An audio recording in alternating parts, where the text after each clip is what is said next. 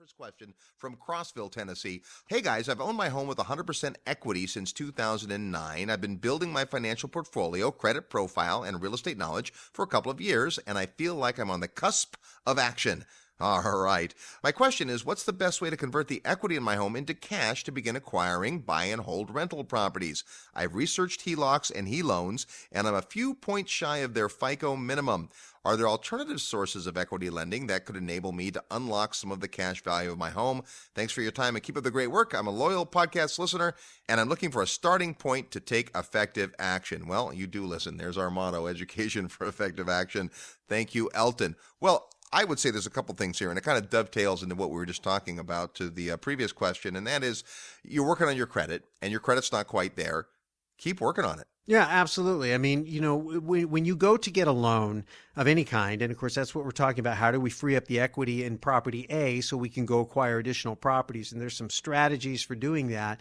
But the first thing you have to do is be able to free it up. So, maybe this is just my bias because I come out of that business, but I am a big proponent of having a mortgage professional on your team who is coaching you through getting ready to qualify for the ever-changing variety of loans that are available. So you say, this is the kind of property I have. This is what I'm trying to accomplish. In this case, it sounds like it's a single family home. I'm trying to extract equity. That is becoming easier to do. It's not as easy as it was, but it is becoming easier to do.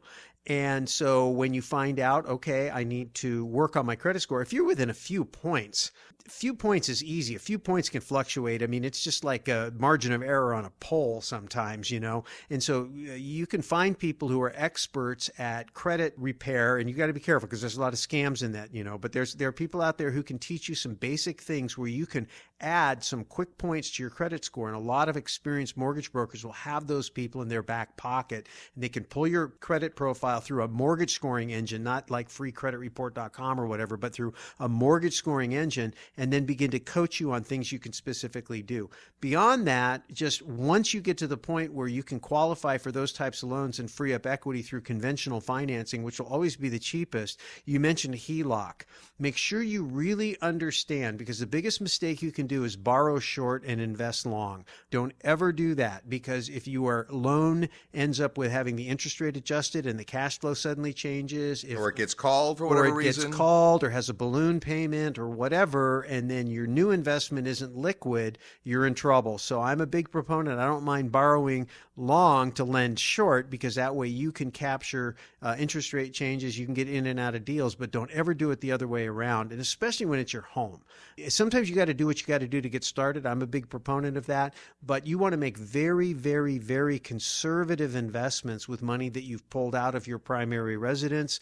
And then once you begin to build a base, you can begin to move quicker and be a little bit more aggressive. But it's easy to get the bug. Seen it happen many times. Pull out a bunch of equity because it kind of feels like free equity. Hey, bought my home in 2009. Now I've got an extra $200,000, and it feels like free play money, but it isn't, because it could cost you your home. And the market giveth, and the market taketh away. away. Absolutely. All right, good stuff. Let's ask the guys today. Your questions are...